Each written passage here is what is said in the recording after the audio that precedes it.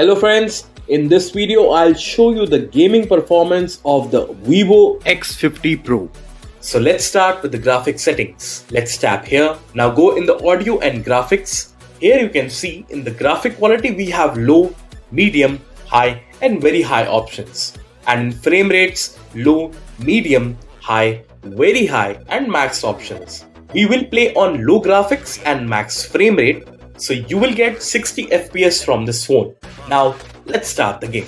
Let me tell you, this phone has 8GB RAM and Qualcomm Snapdragon 765G processor which works on 7nm fabrication. Coming to the gaming experience, you get smooth performance from the phone and 6.56-inch AMOLED display has good touch response.